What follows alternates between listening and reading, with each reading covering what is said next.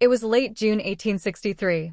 The air over Pennsylvania hung heavy with humidity, and the scent of summer fields masked the thunder of distant marching boots. For 2 years, the American Civil War had torn through the South. Now, for the first time, the Confederate Army pushed deep into northern soil. General Robert E. Lee, mounted on his gray horse Traveler, gazed toward the north with steely eyes. His army, 71,000 men strong, marched with pride and exhaustion. He had won victories at Fredericksburg and Chancellorsville. Now he hoped one more victory on northern ground might force the Union to negotiate peace. "General," said Longstreet, riding beside him, "the men are weary. Supplies thin. If the Federals meet us here, it'll be no easy fight." Lee nodded slowly. "War never is, Longstreet.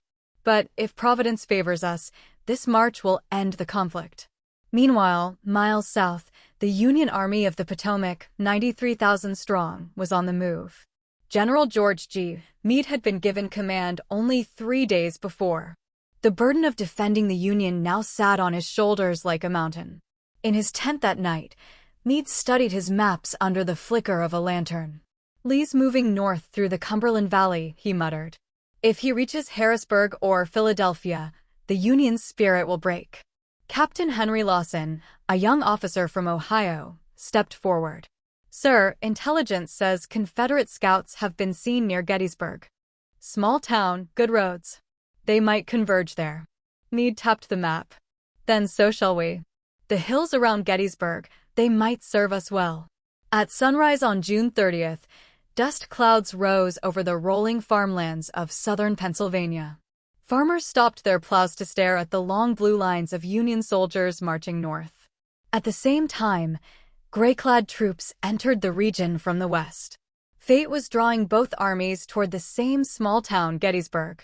Private Samuel Carter of the 2nd Georgia Regiment trudged along a dirt road, sweat streaking his face. He carried a musket, a canteen, and a letter from his mother tucked close to his heart. "They say we're near Yankee country now," said his friend, grinning. "Maybe we'll finally see their fine cities." Carter gave a tired smile. "If we live that long." That evening, both sides unknowingly camped only miles apart. The sunset painted the sky red, like the omen of blood to come. Lee stood on a low ridge, watching the sun dip below the horizon. "Tomorrow, we find out if the Almighty favors our cause." And in the dark, Meade's army closed in, their boots silent, their determination rising like the coming storm. The stage was set. Gettysburg waited. Dawn broke over Gettysburg on July 1st, 1863. Mist rolled across the fields as the first shafts of sunlight lit the church steeples of the quiet town. Few citizens yet knew that their streets would soon run red. Union cavalry under General John Buford had arrived first. Buford's keen eyes studied the ridges and hills west of town. "Good ground," he said. "If we can hold until the infantry comes, we might just keep Lee out." His men dismounted, taking defensive positions along McPherson's Ridge. The first gunfire came around 7:30 a.m., sharp cracks of musket fire echoed through the calm morning. The Confederates, led by General Henry Haight, had stumbled into the Union lines while searching for supplies. "Forward," shouted Haight. "Drive the Yankees from the field." Private Carter ran with his regiment, musket clutched tight, bullets whizzing overhead. The roar of cannon split the sky. Smoke rolled across the wheat fields. He dropped beside a fallen fence, heart pounding. "God help us," he whispered. On the Union side, Buford's men held firm. From horseback, he shouted to his officers, "Hold this ridge till Reynolds arrives." Moments later, blue uniforms appeared on the horizon, General John Reynolds and the Union I Corps. He galloped forward, his voice carrying over the chaos. "Men, we hold Gettysburg. This ground must not fall." For 2 hours, the battle surged back and forth. Cannonballs tore through fences and trees. Houses burned. Civilians fled to cellars as the thunder of war rolled through their town. Reynolds rode forward to rally his men when a Confederate bullet struck him in the neck. He fell instantly, one of the first generals to die at Gettysburg. Captain Henry Lawson, nearby, saw him fall. He knelt beside the body, voice breaking. "God rest you, sir. We'll hold the line." By afternoon, Confederate reinforcements under General Ewell arrived from the north.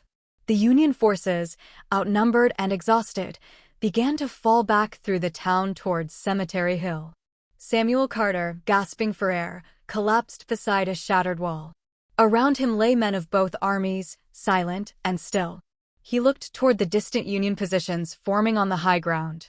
"They've got the heights now," muttered a sergeant beside him. "We'll pay dearly for that tomorrow." As darkness fell, the guns quieted. Over 10,000 men lay dead or wounded. Lee's army held the town, but the Union held the high ground. Lee stood before his officers that night. "Tomorrow," he said quietly, "we strike again. God willing, it will be the day we break them." Above Gettysburg, lightning flickered through the clouds, as if heaven itself was watching. July 2, 1863. The second morning at Gettysburg dawned with thick fog hanging low over the Pennsylvania hills. The guns from the previous day had gone silent, but the air still smelled of gunpowder and blood. Both armies had slept little. General Meade stood on Cemetery Hill, studying the ridges through his field glass. "Our line forms like a fishhook," he said. "If Lee attacks, he'll strike either flank, the left at Little Round Top, or the right at Culp's Hill." Captain Henry Lawson stood beside him. "Sir, the men are digging in. They'll hold." Meade nodded, knowing the cost that holding might bring. Across the valley, in the Confederate camp, General Lee studied the same map. "We struck them hard yesterday, and they retreated to the heights. We will attack again, this time on the flanks. If we break their ends, the center will crumble." Longstreet frowned. "Sir, the ground is rough and their position is strong. Perhaps we should maneuver around them, make them come to us." Lee's gray eyes narrowed. "No, we attack here. Gettysburg will be decided today." By early afternoon, the Confederate assault began. Longstreet's divisions moved silently through the woods toward the Union left. The hot sun glared on rifles and cannon barrels. At Little Round Top, Colonel Joshua Chamberlain of Maine watched the enemy lines moving through the trees. He turned to his men. "We are the end of the Union line. If we fall, the army falls. Fix bayonets and stand ready." The Confederates charged up the rocky slope, shouting the rebel yell. Bullets tore through the air, echoing off the stones. Chamberlain shouted, "Fire!" The Union line exploded with smoke and flame. For an hour, the 20th Maine fought without relief. Men fell screaming among the boulders. Water and ammunition ran low. Private Samuel Carter, climbing the hill with his regiment, stumbled on the rocks. He saw the faces of the Union men above him, dirty, exhausted, but unbroken. "Keep going," yelled his sergeant. "One more push." But Chamberlain saw their hesitation. He knew they couldn't hold another assault. He turned to his men. "Fix bayonets. We charge." The word spread like fire. Union soldiers, nearly spent, fixed their steel blades and rushed downhill with a cry. The sudden charge stunned the Confederates. Carter barely had time to turn before the blue wave hit. He dropped his musket, fell to the ground, and the world went black. When he awoke, the sun was sinking, the hill quiet except for moans of the wounded. Union soldiers were carrying their dead to the rear. Chamberlain stood leaning on his sword, his face streaked with dirt and sweat. He looked down at the captured Confederates. "We're all Americans," he said softly. "God forgive us for this day." That night, Meade received word that both flanks had held. The Confederates had gained ground in the peach orchard and wheat field, but not enough. The Union army still stood. Across the field, Lee sat in silence by his campfire. The sound of the wounded drifted through the night. Longstreet approached quietly. "We can't break them by force, sir." Lee looked into the flames. "Tomorrow, we try the center." Night fell on July 2nd with a strange stillness. The thunder of guns had faded, replaced by the soft cries of wounded men across the fields. Fires burned dimly through the valley, lighting the faces of soldiers who sat in silence, cleaning their rifles or riding home. General Meade gathered his corps commanders in a small farmhouse on Cemetery Ridge. The room was lit by a single oil lamp. Maps covered the table, marked with smudges of sweat and powder. Meade's voice was low but firm. "Gentlemen, Lee will strike again tomorrow. We hold the ridge at all costs. Reinforce the center. If he breaks through, Washington itself may fall. An officer asked, "Sir, should we attack first?" Meade shook his head. "No. We will defend. Let them come to us, and we'll crush them on our ground." Outside, Captain Lawson walked among his men. He saw soldiers sleeping against their packs, others staring at the stars. He knelt beside a group from Ohio, their faces weary. "Get some rest, boys," he said softly. "Tomorrow may be worse than today." Meanwhile, across the lines, Lee sat beneath a large oak. The night air was heavy with the scent of smoke and wild grass. Longstreet stood beside him, arms folded.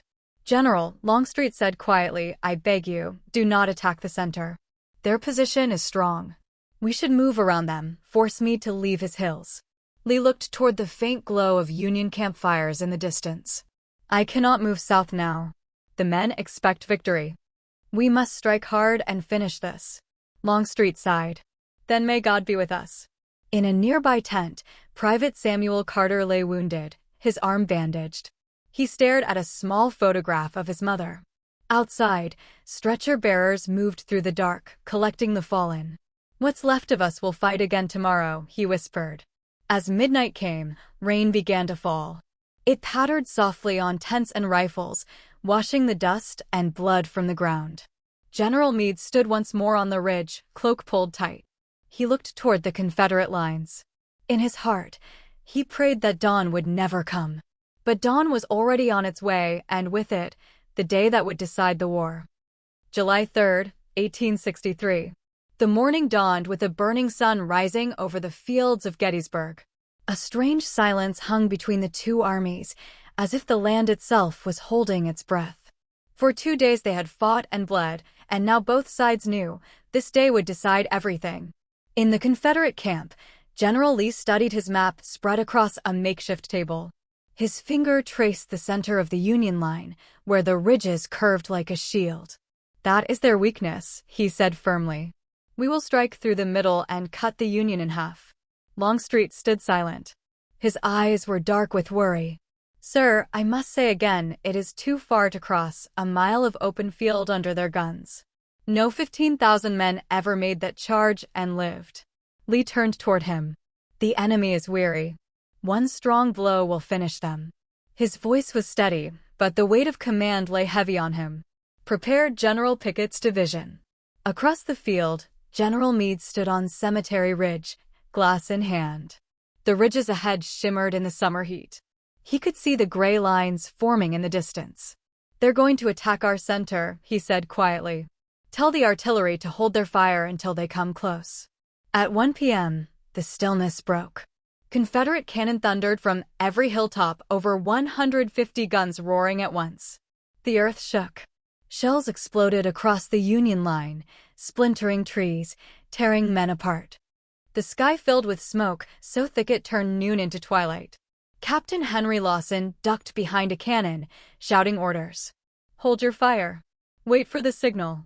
The Union guns answered back, shaking the ridge. For 2 hours, the thunder rolled, the largest cannon barrage in the war. Then, as the smoke began to lift, the Confederate artillery fell silent.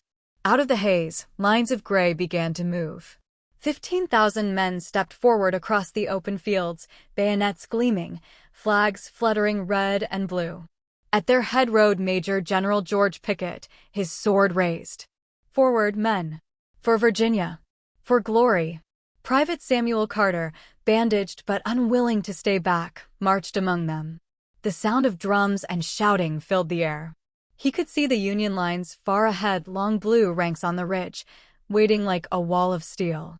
"Keep dressing the line," shouted an officer. Cannon smoke rolled over them again, followed by the shriek of shells. Men fell in rows, but the survivors kept coming. On the ridge, Captain Lawson raised his sword. "Now fire!" Union cannon unleashed hell. The front ranks of Pickett's men disappeared in clouds of dirt and blood. Yet still they came, climbing the fences, crossing the open field, step after step. Carter stumbled forward, ears ringing. He saw the ridge ahead, so close now he could see the faces of the Union men. He ran, screaming, forward. At the top of Cemetery Ridge, hand-to-hand combat erupted. Muskets fired at point-blank range. Smoke turned the air white.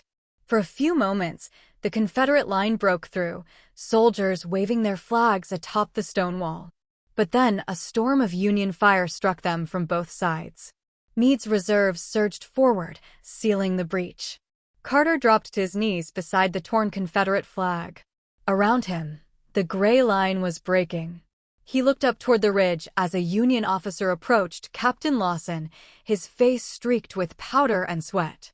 Their eyes met, two young men from the same land, now on opposite sides.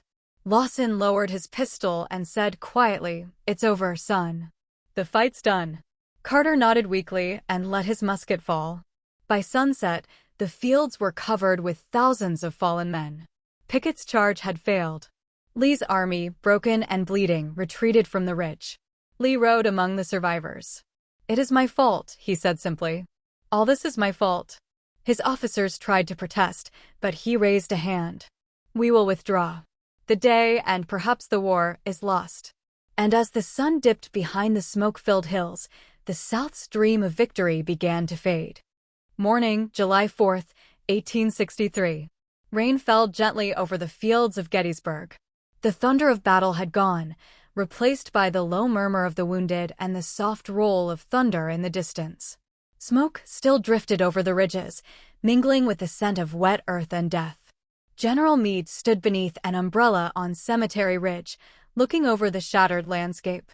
"We've held," he said quietly. "But at what cost?" Nearly 23,000 Union soldiers were dead, wounded, or missing. The Confederates had lost 28,000, over a third of Lee's army. Captain Lawson walked among the rows of makeshift graves, his boots sinking in the mud. Around him, stretcher-bearers carried the wounded, both blue and gray, to field hospitals. He stopped beside a fallen Confederate soldier, Samuel Carter. The young man's eyes fluttered open. "You're alive," Lawson said, kneeling beside him. Carter smiled faintly. "Seems God wasn't done with me yet." Lawson gave him a drink from his canteen. "You fought hard. You'll be taken care of." Carter looked toward the ridge. "Did we win?" Lawson hesitated. "No, but maybe the country did." In the town below, Sarah McAllister, a Gettysburg resident, moved through the ruined streets with a basket of bread and bandages. The once quiet town was now a sea of wounded men. Churches and barns had become hospitals. She stopped beside a group of Confederate prisoners and handed out what food she could. One of them whispered, "Ma'am, where are we?" Sarah looked at him kindly. "You're in Gettysburg, and you're still alive. That's enough for now." By noon, the rain stopped. Far to the west, thunder rolled again, not from cannon, but from the heavens. The sky cleared and sunlight fell upon the fields of the dead. Lee's army began its slow retreat south toward Virginia. The men were silent as they marched. Lee rode at their head, hat in hand, his face lined with sorrow. "It is all my fault," he said again. On the Union side, Meade did not pursue. His army was too battered, too weary. Instead, he stood in silence as the Confederate columns disappeared into the distance. Captain Lawson approached. "Sir, the men are asking if we've truly won." Meade looked toward the horizon. "Yes," he said softly. "But sometimes victory feels like loss." That night, candles burned in every home in Gettysburg for the dead of both sides. Bells rang slowly in the distance. In one small tent near the field hospital, Samuel Carter lay with his bandaged arm, whispering a prayer. "Maybe someday, we'll be one nation again." And somewhere beyond the rain and smoke, the first faint stars of peace began to shine. The morning after the battle, July 5th, 1863, dawned gray and heavy with rain. The roads leading south out of Gettysburg were thick with mud. Wagons creaked under the weight of the wounded. Horses stumbled. The once proud Confederate Army of Northern Virginia was retreating slowly, painfully, silently. General Lee rode at the head of the column, his uniform stained, his eyes shadowed by exhaustion. He said little. The men he passed looked up at him with hollow faces. Some saluted, others simply nodded. Private Samuel Carter rode in one of the supply wagons, his arm bandaged, his face pale. He watched the endless line of soldiers ahead, the flags torn, the drums silent. He whispered, "We came north dreaming of glory, and now we go home with ghosts." Beside the road, Longstreet rode with a small escort. Rain dripped from his hat brim. "Sir," he said quietly to Lee, "the men will follow you anywhere. But they are broken. They need time to rest." Lee nodded, eyes distant. "We have lost more than a battle, Longstreet. We have lost faith. But we must not lose hope. The South still stands, though the cost grows heavier each day." Behind them, the fields of Gettysburg lay still, covered in fog. Farmers began emerging from their homes, staring at the ruin left behind. Fences were splintered, barns burned, trees shredded by cannon fire. In town, Sarah McAllister moved through the streets with other townsfolk, helping to bury the dead. The smell of gunpowder lingered in the air. She paused to hand water to a group of Union soldiers collecting abandoned muskets. "Will they come back?" a young boy asked her. Sarah looked toward the south, where the long gray column was vanishing. "I hope not," she said softly. "May the war go with them." Meanwhile, on Cemetery Ridge, General Meade stood with his staff, watching through his telescope as the Confederate army withdrew. "They're moving toward the Potomac," said an officer. Meade lowered the glass. "Let them go. We've done our duty." Captain Henry Lawson, still weary from the fight, frowned. "Sir, shouldn't we pursue?" Meade shook his head. "The army is exhausted. The victory is enough." He turned toward the town and saw the endless rows of makeshift graves. "Sometimes mercy is the better part of courage," he said. Down in the valley, rain turned the battlefield into a sea of mud. Broken cannons lay half buried. Horses and men, blue and gray alike, were carried to mass graves under the supervision of both armies. That night, as Lee's army crossed the swollen Potomac River back into Virginia, thunder rolled across the sky once more. It was as if the heavens were closing the chapter on Gettysburg. Samuel Carter sat beside a campfire, wrapped in a wet blanket.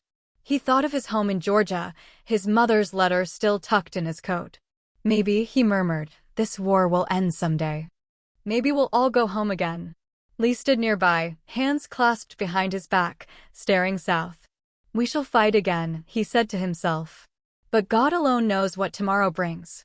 And as the firelight flickered over the weary faces of the retreating army, the dream of Southern victory faded into the dark rain. A week after the battle, the guns had long gone silent, but Gettysburg still echoed with the cries of the wounded. The July sun now shone on endless rows of tents, hospitals, supply depots, and graves. Captain Henry Lawson walked slowly through the fields that had once been covered with smoke. Now, they were quiet except for the buzz of flies and the distant sound of hammers building wooden crosses. He stopped beside Dr. Elias Morton, who was working outside a field hospital. The doctor's hands were covered in bandages and blood. 3 days of fighting, Morton said softly. And 3 weeks of healing won't fix what's been done here. Inside the tent, rows of soldiers lay on cots, blue and gray side by side. The war that had divided them now united them in pain. Among them lay Samuel Carter, weak but alive. His arm was in a sling, his eyes half open. When Lawson entered, their eyes met again. "I remember you," Carter whispered. "You spared me on the ridge." Lawson smiled faintly. "War's cruel enough. I didn't see reason to make it crueler." Carter closed his eyes. "When I go home, I'll tell my folks the Yankees fought brave and kind." Nearby, Sarah McAllister entered the tent carrying a basket of clean bandages and bread. She paused, looking at the young men, so many faces, so much loss. She handed a piece of bread to Carter and smiled gently. "Rest, son. You're safe here." Outside, Meade rode along the edge of the cemetery, now taking shape. Workers were marking graves with simple boards, each one bearing a name, or sometimes just the word unknown. He dismounted and stood in silence. "So many," he murmured. "So many for one nation." Lawson joined him. "Sir, do you think this battle will end the war?" Meade's face was unreadable. "No, but it will change it. The tide has turned. The South will never come north again." As the sun set, golden light fell across the hills and meadows, now sacred ground.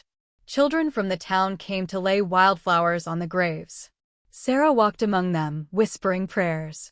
Overhead, a soft wind carried the distant echo of drums, long faded but never forgotten. In the hospital tent, Samuel Carter drifted into uneasy sleep. He dreamed of his home in Georgia, fields untouched by war, his mother waiting on the porch. And Captain Lawson, sitting outside, looked toward the stars. "If peace ever comes," he whispered, "let it be worth this price." The night deepened. The fields of Gettysburg, once filled with thunder, now held only silence, a silence heavy with memory. 3 weeks after the guns had fallen silent, news of Gettysburg spread across the divided nation. The North rejoiced, the South mourned, and the world watched. But beneath the celebration lay grief, thousands of families receiving letters that began with the same heavy words, "We regret to inform you." In Washington, President Abraham Lincoln stood at the window of the White House, reading reports by candlelight. The rain beat softly against the glass. His eyes lingered on the numbers, over 50,000 casualties in 3 days. His aides spoke softly, "Sir, the victory has lifted the Union spirit." Lincoln shook his head. "A victory, yes. But at such a price, can we call it that?" He sighed, his tall frame weary from months of war. "Every home now knows sorrow. We must give their sacrifice meaning." Meanwhile, in Gettysburg, Sarah McAllister and the townspeople worked to rebury the dead properly.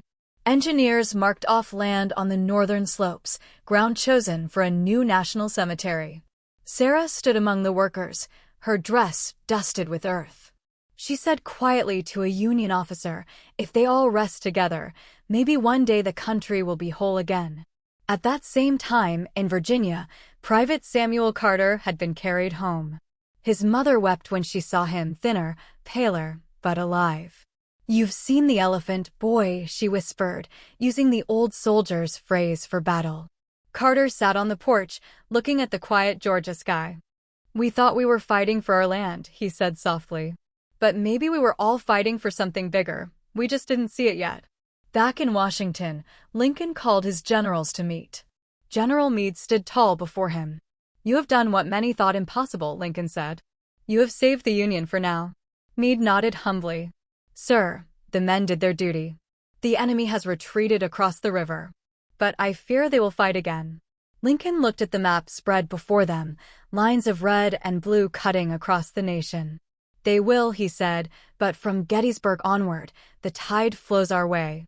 That night, Lincoln walked alone through the White House garden, his thoughts heavy with the names of the fallen. Above him, the stars shimmered faintly, the same stars that had shone over Gettysburg's dead. He whispered, "We cannot bring them back, but we can make their deaths matter. This war must end in freedom, or it ends in nothing." In Gettysburg, the land began to heal. Grass grew again over the old trenches. The town, once scarred and hollow, found new strength in memory. Sarah wrote in her diary that night, "The fields are quiet now, but I can still hear them, the cries, the courage. May God help this country rise from the blood that has soaked its soil." And far away, in a small farmhouse in Georgia, Samuel Carter folded his old uniform and placed it in a chest.